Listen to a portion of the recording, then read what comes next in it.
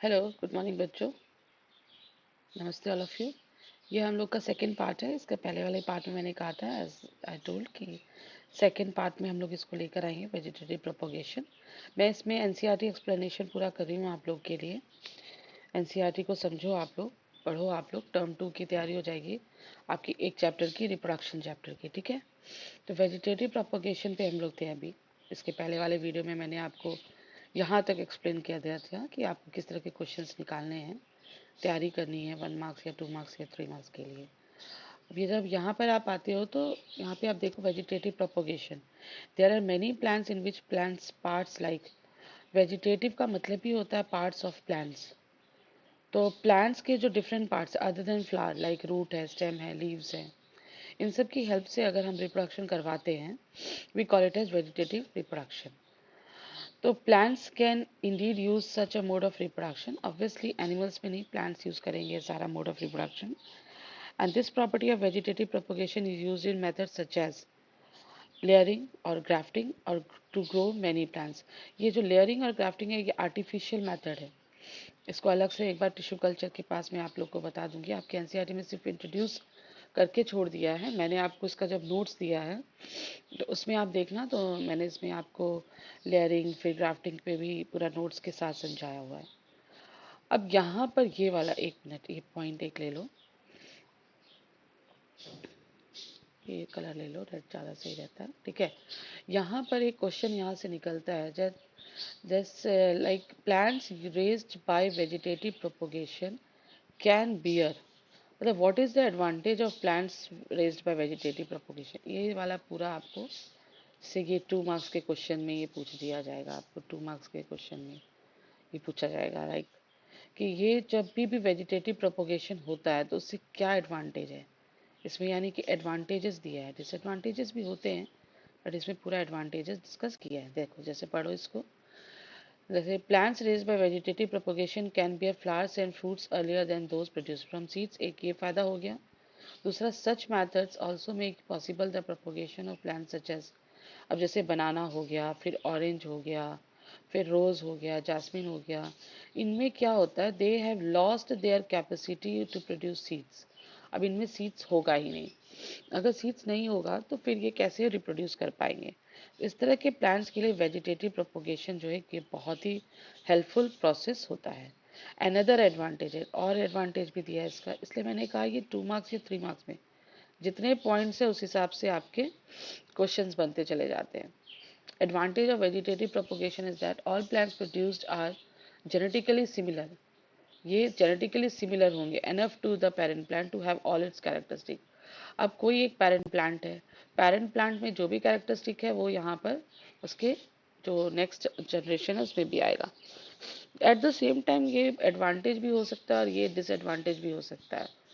आप सोच सकते हो कि डिसएडवांटेज कैसे हो सकता है, क्योंकि अगर कोई प्लांट में प्रॉब्लम है, क्योंकि जेनेटिकली एकदम सिमिलर है, अगर प्लांट को कोई डिजीज है फॉर एग्जाम्पल, तो उस डिजीज के कारण क्या होगा कि जब वो नेक्स्ट जनरेशन में जाएगा तो उसको वो डिजीज भी हो जाएगा। तो जेनेटिकली सिमिलर होने से फायदा भी है, एडवांटेज भी है, नुकसान भी है, ठीक है। इसको हम लोग बाद में ले कर लेंगे। यहाँ पे अभी देखो आगे नेक्स्ट बढ़ रही हूँ मैं, ठीक है। वेजिटेटिव प्रोपोगेशन, यहाँ पर एक एक्टिविटी दिया है इन्होंने, ये एक्टिविटी को आप एक बार रीड कर लेना जरूर से। इन्होंने यहाँ पर बेसिकली बता रहे हैं ये नोड्स एंड इंटर नोड्स। ये तो आप एक्टिविटी के अलावा इस पर आ जाओ, आप डायग्राम पर फोकस कर लो, ठीक है। अब ये देखो, ये ब्रायोफेलम का डायग्राम है, ये आप क्लास 7 से पढ़ते चले आ रहे हो, लीफ ऑफ ब्रायोफेलम। इसमें एक वर्ड यूज होता है यहाँ पे, birds produced in the notches. ये नॉचेस वर्ड यूज होता है, ठीक है। तो नॉचेस क्या है, जैसे यहाँ पर अगर आप जब लीफ को ड्रॉ करते हो तो ये पोर्शन, फिर इसको इस तरह से कर्व आप बनाते हो ना, ये जो कर्व बनाते हो, these we call it as notches. यानी कि ये वाला जो पोर्शन है, देखो ये नॉच हो गया, ये वाला जो पोर्शन है ये नॉचेस हो गया। तो होता क्या है ब्रायोफिल्म के केस में, जो छोटे छोटे स्मॉल बर्ड्स इसमें इस हिस्से में एकदम स्मॉल बर्ड्स प्रेजेंट होते हैं, एकदम स्मॉल बर्ड्स होते हैं। तो along the notches along the leaf margin, ये मार्जिन पर ही है ना, नॉचेस कहाँ पर है, ये नॉचेस पर्टिकुलर किस पोजीशन पे, ये लीफ के मार्जिन पर ही है। यहीं पे आपको छोटा छोटा छोटा छोटा इस तरह से बर्ड्स मिलेगा, एकदम स्मॉल बर्ड्स। और जब इसी से आइदर वो अटैच फॉर्म में या डिटैच फॉर्म में, अगर वो अटैच है ब्रायोफाइलम का जो भी लीफ है अगर वो अटैच है तो उस वक्त भी आप इस तरह से बहुत सारा इस तरह का प्लांटलेट्स आप देख सकते हैं कि इससे भी ज़्यादा भी देख सकते हो, मे बी आपने देखा भी होगा। ठीक है, तो ब्रायोफाइलम के थ्रू अगर आपको करवाना है वेजिटेटिव प्रोपोगेशन तो सिंपल है, दैट इज थ्रू लीफ। तो ब्रायोफाइलम का कई तरह से, लीफ का एग्जांपल आप बताइए कि हाँ भाई ब्रायोफाइलम कौन सा वो मतलब पर्टिकुलर प्लांट है जो कि वेजिटेटिव प्रोपोगेशन करता है थ्रू द लीफ, तो आपके पे एग्जांपल हो जाएगा ब्रायोफाइलम। ठीक है, ये हो गया। अब इसके बाद आप आ जाइए नेक्स्ट, यहाँ पे टिश्यू कल्चर के बारे में, ये एक एक्टिविटी है। एक्टिविटी को आप यहाँ से कुछ खास क्वेश्चन बनता नहीं है, स्किप कर दो। टिश्यू कल्चर देखो बच्चों, in tissue culture new plants are grown by removing tissue और सेपरेटिंग सेल्स। हमने नाम ही रखा, इस पे मैं फिर बोलूंगी, मैंने नोट्स में इसको बहुत अच्छे से दिया हुआ है। टिश्यू कल्चर जो है ये बच्चों नाम ही है टिश्यू से कल्चर करना। तो टिश्यू आइदर हम पार्ट लेते हैं, मतलब हम लोग एक्सप्लांट उसको बोलते हैं, हम लोग प्लांट्स का पार्ट ले लेते हैं और उसको फिर हम मीडियम, एक आर्टिफिशियल मीडियम में ग्रो करवाते हैं। आर्टिफिशियल मीडियम के बारे में यहाँ पे दिया नहीं है कि आर्टिफिशियल मीडियम किसका होता है। आर्टिफिशियल मीडियम मैंने अपने नोट्स में भी डाला, 1% एगर एगर यूज होता है। ठीक है, तो ये 1% एगर एगर आर्टिफिशियल मीडियम में हम लोग टिश्यू कल्चर करवाते हैं। और इसमें हम क्या यूज करते हैं, हम रिमूव करते हैं टिश्यू और separating cells from the growing tip of plant. ठीक है, अब टिप ऑफ प्लांट जैसे रूट का टिप हमने ले लिया, शूट का टिप हमने ले लिया, जो ग्रोइंग पार्ट है वहां से हम लोग टिश्यू को एक्सट्रैक्ट करते हैं और फिर उसको हम आर्टिफिशियल मीडियम पे रख देते हैं और वहां पे वो divide rapidly to form a small group of cells और कैलस। कितना बार क्वेश्चन पूछा गया है that what do you mean by callus, कि कैलस होता क्या है। ठीक, तो इससे तो एक नंबर का क्वेश्चन एकदम पक्का है। तो रैपिडली, तो जब भी आपने टिश्यू को एक आर्टिफिशियल मीडियम में रखा तो उसमें से जो भी नए सेल्स फॉर्म होने स्टार्ट हुए, एक स्मॉल ग्रुप ऑफ सेल्स बनाया, तो उसको हमने कैलस कहा।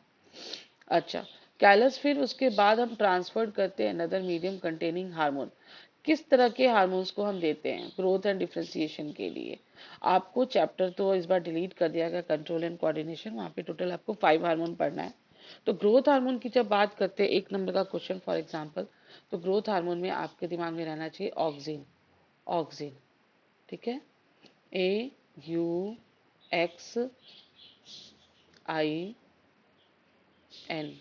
ऑक्सिन, ये हो गया। ठीक है, तो ऑक्सिन जो है वो आपका ग्रोथ हार्मोन है, इसको हम इंट्रोड्यूस कर देते हैं मीडियम में और उसके बाद फिर वो ग्रोथ जो है hormones for growth and differentiation, फिर वो प्लांट जो है ग्रोथ करता है, डिफ्रेंसिएशन करता है, इस तरह से the plantlets are then placed. अब इसके बाद जो डिफ्रेंसिएशन हुआ तो छोटे छोटे प्लांटलेट्स बने, उसको फिर हम प्लेस कर देते हैं, उसको हम नए मतलब मैच्योर प्लांट्स बना सकते हैं, उसको हम सॉइल में डाल देते हैं। तो आप देख रहे हो सॉइल में डालने से पहले जो भी इन्होंने प्लांटलेट्स का ग्रोथ करवाया वो कहाँ करवाया, एक पर्टिकुलर मीडियम में करवाया। कहाँ करवाया, लैबोरेटरीज में करवाया। इसलिए हमने इसको कल्चर किया हमने खुद, तो इसको हमने क्या नाम दिया, टिश्यू कल्चर नाम दिया। Using tissue culture many plants can be grown from one parent plant. अब आप सोचो कि एक जो वेजिटेटिव प्रोपोगेशन से भी ज्यादा फायदा हो गया इसमें। एक ही प्लांट का हमने छोटा सा पार्ट लिया और उससे हमने कई सारा प्लांटलेट्स बना दिया। अब इसमें एक और फायदा क्या होता है, one parent in disease free condition. सबसे बड़ी इंपॉर्टेंट बात है कि आप डिजीज फ्री कंडीशन में इन लोग को पैदा कर सकते हो, इनका प्रोडक्शन करवा सकते हो, किसी तरह का डिजीज से वो अफेक्टेड नहीं होंगे। हम उनको इस तरह का देंगे ही, प्रोवाइड ही करेंगे मीडियम की डिजीज ना हो। So this technique is commonly use for, अब ये एक नंबर का क्वेश्चन हो सकता है, किसके लिए यूज किया जाता है, तो कॉमनली यूज फॉर ऑर्नामेंटल।